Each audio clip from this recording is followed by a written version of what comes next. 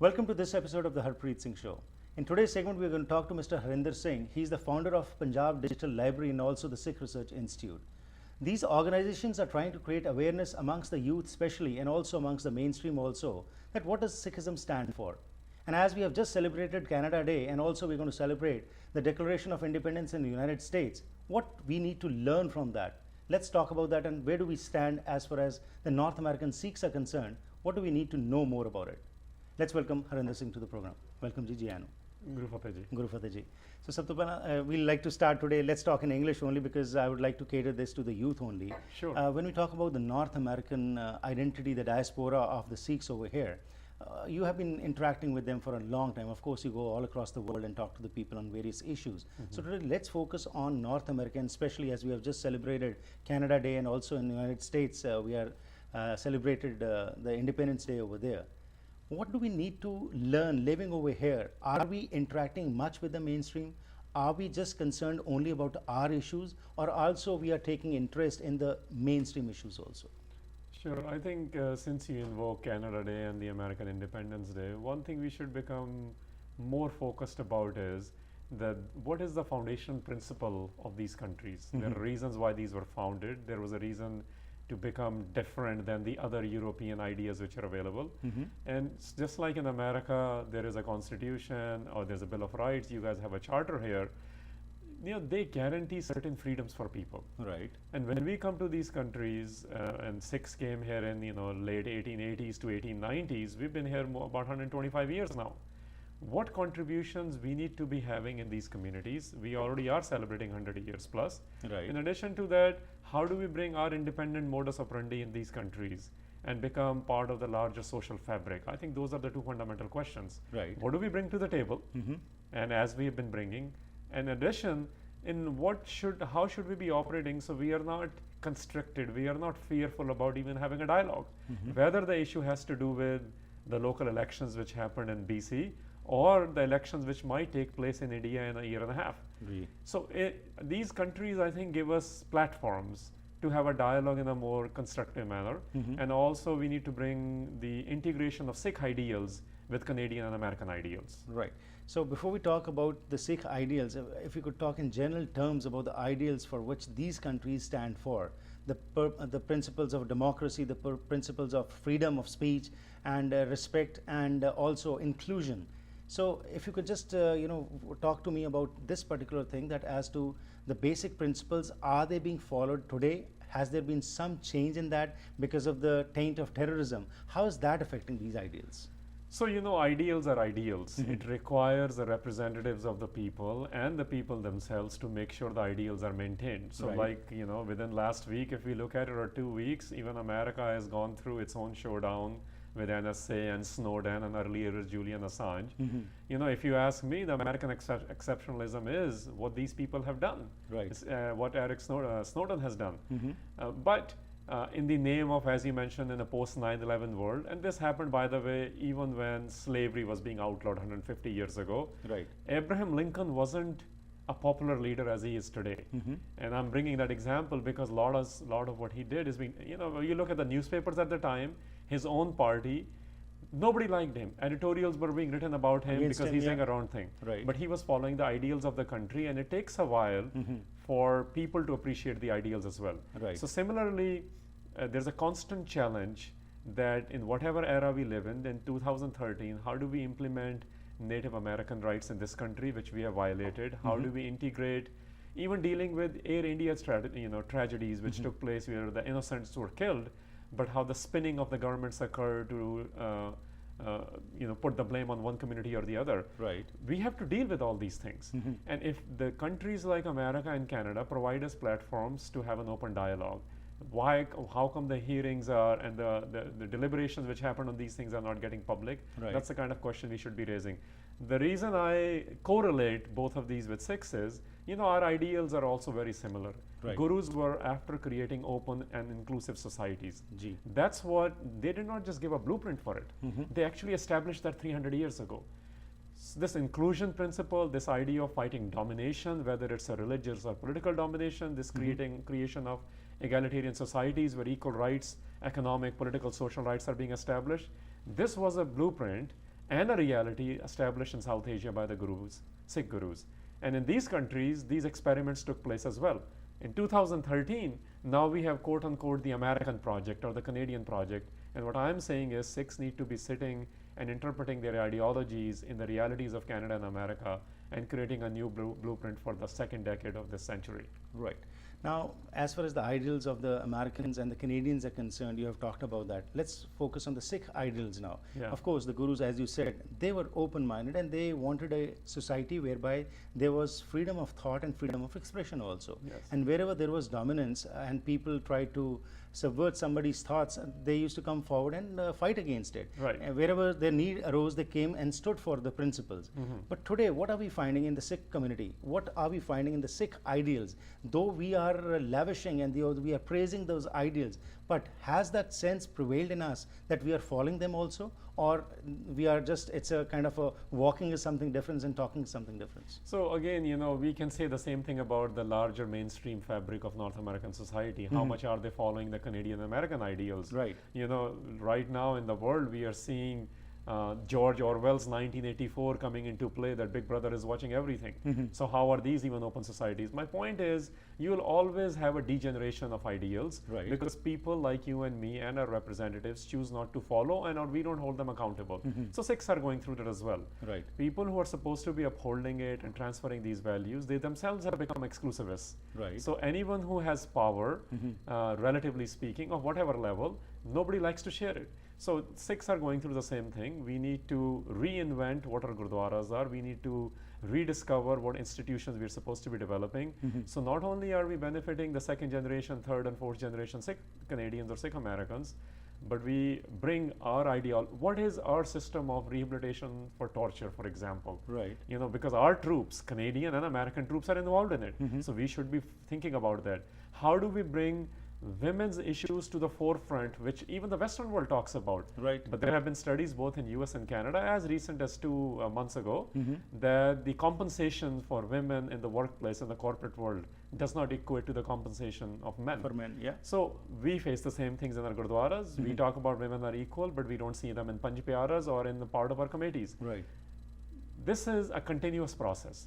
Ideals are there as a blueprint. It becomes as citizens of the countries and the societies we live in, and as members of the congregations or the sanghas or gurdwaras, that we actually become the watchdogs ourselves. Right. So these ideals can translate into practice. Absolutely. And over here, let's talk a little bit about the ideals when we are talking and human rights issues. And that's what the Guru stood for, and that's what they incorporated into our thought also. And that's what our ancestors, our elders used to stand for. Today, when we talk about human rights, definitely the Sikhs are talking about the injustices which they have been facing. But what about the mainstream as such, the other issues? Are we getting appraised of those also? Are we getting aware that while we need to justify our viewpoints, but are we also standing for others also? Has there been some change in the mentality and especially the youngsters? Oh, absolutely. You will see from organizations like Sikh Activist Network, just to point one out, in the Toronto area, they are taking up some mainstream issues. Again, we don't have to agree with the organization, Right. but they're taking it up. You know, they've talked about immigration rights, they've talked about Native American rights, Canadian Sikh Coalition here, for whatever their political backgrounds, they are talking about it. World Sikh Council have raised some of these issues. So I think it is happening. What I'm saying is the next level of this is when the current generation actually starts going into policy making areas of these organizations, Right. and starts to not only participate in it once or twice a year, but rather is part of the working committees which outlines the policies. So that's the next challenge. You know, people who are watching your show, people who are involved in community affairs, not everyone does everything. Oh, yeah. So there needs to be, you know, 5 to 10% of the people who are thinking about how do we rediscover gurdwaras. Maybe at the same time, 5 to 10% need to look at what are the major top 5 Canadian issues, Right. and how do I go sort those out. Whether they have to, if you are a liberal, how do I reinvent this party? Right. Or if you are an NDP, just to make it very political, how do we become, you know, maintain our next opposition level? Right. If you're conservatives, how do we change the party so it doesn't become like a Tea Party in America? So these are the questions which are being raised. Right. And all I'm saying is every Sikh needs to look at, there are going to be some who will work to rediscover or reinvent the internal Sikh institutions.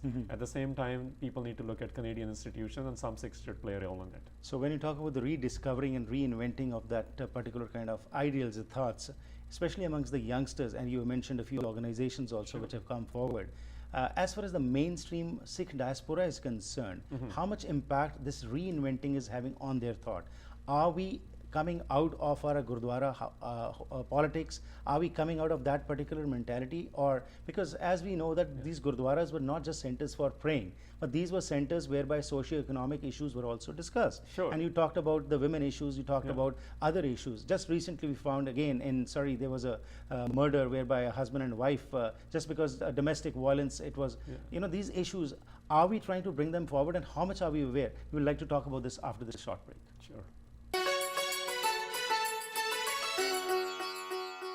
ਘਰ ਇੱਕ ਐਸੀ ਥਾਂ ਹੁੰਦੀ ਹੈ ਜਿੱਥੇ ਹਰ ਕੋਈ ਆਪਣੀ ਨਿੱਜੀ ਜ਼ਿੰਦਗੀ ਦੇ ਸੁਨਹਿਰੀ ਪਲ ਯਾਦ ਰੱਖਦਾ ਹੈ। ਉਹ ਜਗ੍ਹਾ ਜਿੱਥੇ ਉਹ ਰਹਿੰਦਾ ਹੈ ਤੇ ਪਿਆਰ ਭਰਿਆ ਜੀਵਨ ਬਤੀਤ ਕਰਦਾ ਹੈ। ਇਹ ਗੱਲਾਂ ਤਾਂ ਹੀ ਪੂਰੀਆਂ ਹੁੰਦੀਆਂ ਨੇ ਜਦ ਕਿਸੇ ਜਗ੍ਹਾ ਨੂੰ ਸਜੇ ਹੋਏ ਘਰ 'ਚ ਬਦਲਿਆ ਜਾਵੇ। ਨਵੇਂ ਘਰਾਂ ਨੂੰ ਫਰੇਮਿੰਗ ਤੋਂ ਲੈ ਕੇ ਫਿਨਿਸ਼ਿੰਗ ਤੱਕ, ਡ੍ਰੇਪਰੀ, ਪੇਂਟਿੰਗਸ ਤੋਂ ਲੈ ਕੇ ਡੈਕੋਰੇਸ਼ਨ ਅਸੈਸਰੀਜ਼ ਤੱਕ, ਤੁਸੀਂ SK ਹੋਮ ਡਿਜ਼ਾਈਨਸ ਦੀਆਂ ਪ੍ਰੋਫੈਸ਼ਨਲ ਸਰਵਿਸਿਜ਼ ਲੈ ਕੇ ਆਪਣੇ ਸੁਪਨਿਆਂ ਦੇ ਘਰ ਨੂੰ ਹਕੀਕਤ 'ਚ ਬਦਲ ਸਕਦੇ ਹੋ। ਕੰਟੈਕਟ ਕਰੋ Sandeep Kaur 6048259295।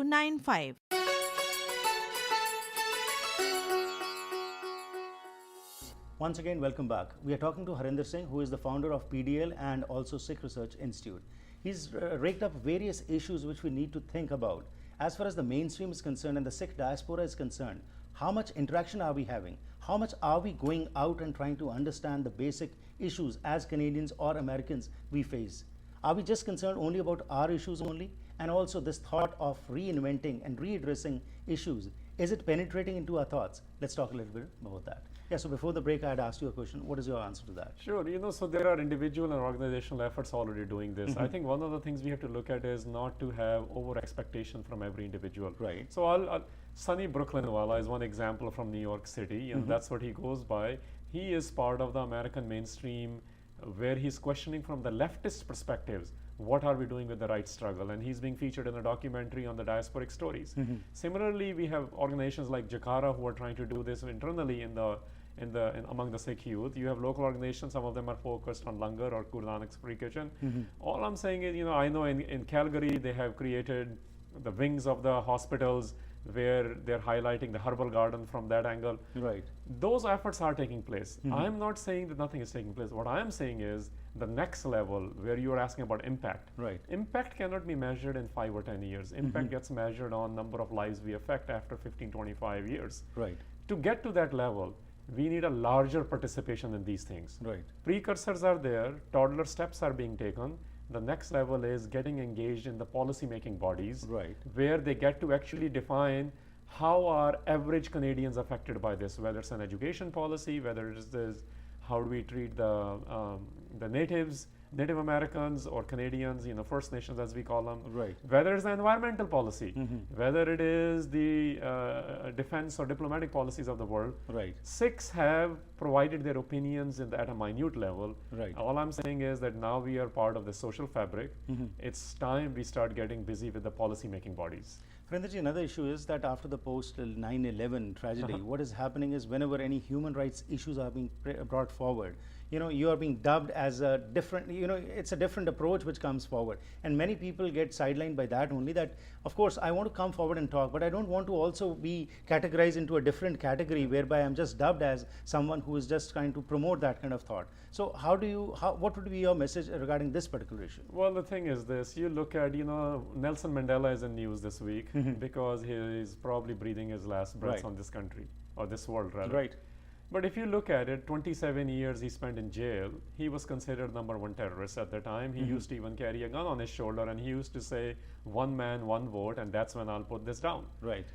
Anyone who wants to bring change in during their lifetime, I invoked Lincoln, I'm now bringing Mandela, and to me, it's Snowden in the same place. Right. Anyone who talks about rights issues, the contemporary reality, the way governments are, the way social fabric is, they're always considered bad.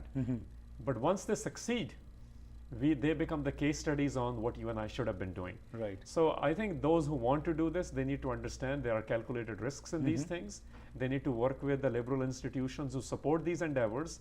and not only look at what the popular opinion is, because popular opinion is what you're trying to change. That's right. Obviously, they will not like it. Any government, any gurdwara won't like it when you question these things. It's a power issue. Right. So live with that, get trained how to do these things properly, because what you are trying to do is change the popular opinion. How is Sikh Research Institute and also the PDL trying to bring this kind of information forward, and what kind of response are you getting? The response is great. You know, what we are after is educational awareness. What we are after is training. And PDL, we are after accumulating the collective wisdom of Punjab and making it open source, so there are no power brokers of what information can exist. Right. That's what we are after. I mean, we get support from varieties of people. Are there challenges? Absolutely. Like I said, if there is no challenge, then you're not doing something good enough. Right. So, you know, we look for people, we look for opportunities to work with like-minded people who are interested in these things. At Institute, we talk about every issue. Right. You know, we developed a curriculum, just in case study here will be, which we launched 7 years ago. Not, you know, 50 plus gurdwaras have adopted it worldwide, but that's not enough. And people used to say, well, it's too expensive, or whatever, we don't like particular element in it. But you know what we are now, we are working with some organizations now to bring it online for free. We don't want people to say that this is not available or we don't like this. Nothing is perfect. Right. Question is, how do you move 60-70% of the agenda, which is not allowing an average person to understand what their heritage is? We don't want self-defenders of faith everywhere, just like there shouldn't be self-defenders of democracy in the countries. Right. You and I have this right, especially in Western democracies, Western liberal democracies, even with contemporary challenges, to speak fearlessly. Right. This is what Guru Nanak taught. He said, Sat Sunai Sach Ki Vela, which means, and Guru Tegh Bahadur, he says, you know, who are the insightful people? His definition of insightful people, Gyani, was those who do not fear anyone and nobody is fearful of them. Right. That's what we are after at Institute and PDL as well. We, you know, fearlessly creating a dialogue, so we are able to develop ourselves and at the same time become fabric of the larger communities we live in. While we have talked about the human rights issues, the social issues, I would like to focus now on the religious issues which the Sikhs are facing right now, and especially the youngsters. There's a lot of confusion prevailing right now, because what's happening is people from Punjab who claim to have knowledge about Sikhism, they come over here and they propagate their thoughts. And also, when the children are listening to different varied opinions on different issues, that is creating more confusion, and as the parents are not being able to solve them out, because they are also following the line which they have seen and learned in their past. So over here there's a dichotomy, I would say, that that issue is challenge which the youngsters are facing, because they generally ask, where should we go? What should we do? So how would you address this issue? Well, I would say let's look at it in a global phenomena. I don't think it's only the people coming from Punjab. You know, I grew up in Kansas City. I heard very confused comments on Sikhi within US and Canada as well, and England, for that matter, wherever the diasporic communities are. Really, the world phenomena is that in every religious community, there are right-wing phenomena who have overtaken the religion. So the centrist and the left are quiet. What is really needed is a dialogue between all three. And people who are in the mainstream of any religion, including Sikhs, and on the left of the Sikhi, they need to have conversations with the right wing. And if we don't have this, we just create our own denominations. We are happy with our own consumeristic idea of religion. And in the absence of this dialogue, nobody or not enough people are working on how do you impart what the ideals are. So this is where Institute comes in again, and I'll plug it. We are really after presenting the ideals and make them teachable. So you know, the confusion is always there. This confusion exists in American and Canadian mainstream. There are so many organizations, which are Christian organizations, who say, we don't want Darwin being taught in our schools. So don't think that Sikhs are the only ones who are going through this. This is a phenomena which occurs among religious and non-religious communities. Issue is which opinion matters most, and I'm saying we will not know this until we have a genuine and fearless dialogue on it. Well, that's right. That's what it is. Dialogue, when you talk about dialogue, Gurus also said, Ho ekattar milo mere pai, dubida dur karo levlai. The idea was to sit and talk. But today what we are finding out is, in many cases, that different opinions which are existing in the community, they are not ready even to sit and talk about these. So in the youngsters, do you feel, because they are also being fed that with that kind of particular thought, and do you think in the coming times, will there be some time when they can sit and talk at least, so that what to talk about other issues, their own houses looked into? So I'm going to again bring larger issue here. You know, I went through this documentary, came out 2 years ago, called Jesus Camp. Christian world is also going through the same thing. They are also indoctrinating, depending on which denomination you go by, a particular way. Jews are going through similar thing. Islam is going through similar things. We are also going through it. really our responsibility is whatever you are teaching your children, whatever ideology it is, at least teach them agree to disagree, and at least teach them how to have a constructive dialogue. You know, last week there is a relief effort going on in Calgary, as well as in India. You've heard about what happened in northeastern India. In the northern India. Yeah. You know, same thing happened there. There's an IS officer who is trying to lead a relief effort, but somebody wants to settle personal things, scores, so they remove his turban. Sikhs themselves are going through this in diaspora as well. My point is, until we learn to agree to disagree and talk about in a regular format, discussional format, we will not move to the next level. So all I'll say is, don't think Sikhs are the only one going through this. The whole world is going through it. Real responsibility is we don't need doctrination anymore. Yeah. In fact, I would submit to you, gurus never practice that. They practice enlightenment with an open society, which means nobody has exclusive rights to knowledges. Everyone can share their knowledge and let people decide what they want to follow. And here is again an important point what you have touched. Let the people decide and let them be enlightened. That's what the focus should be. But when different vested interests try to impose their thoughts on the public, and again there is confusion. So to come out of that confusion, because you are a varied reader also and you study a lot and also go and present your cases to different organizations. So if we can just talk a little bit about the steps which you think start to be taken right now, so that at least we make a beginning, and then ultimately, of course, the end will ultimately be good if we start with some good steps. Sure. I mean, you know, again, last year I saw a documentary about educational system in America. It was called Waiting for Superman. And the whole point of the documentary was about New York City's school district system. When you keep waiting for Superman to arrive, it ain't gonna happen. So we have to do it. Number one thing is clarify for yourself what are you looking for. Because nobody today can say that we can't find information. The question is, what are you looking for? And then that's an individual level question. Start with that. What do I want to learn? If you want to learn tabla, you don't go to a piano lesson. If you want to learn hockey, don't go to a soccer game. So as individuals need to ask, what do I want to learn about heritage, whether it's Sikh heritage or Canadian heritage, because there are all sorts of outfits who will give you different versions of heritage. Second, organizational level answer is, every organization needs to become very clear and open about what are they trying to transfer or what impact they're trying to generate. So we are right now focused on outcomes. I did this many camps, I have this many curriculums, I have done this. That's great, but the question we all need to start asking is what impact we are trying to bring. And if we don't answer this question, we will not know, we ourselves won't know what should we be doing in the communities we live in, whether again it's a gurdwara or a food bank or a political party. Absolutely, you have to come out of that cocoonization what we have set up, and as you said, that broader perspective, what impact will it have for the community and for the country where we are living. That will definitely make some changes. Thank you very much for this perspective. Well, thanks for having me here, and again, happy Canada Day and Independence Day to America. Remember the ideals, don't just do the firecrackers. Absolutely, thank you.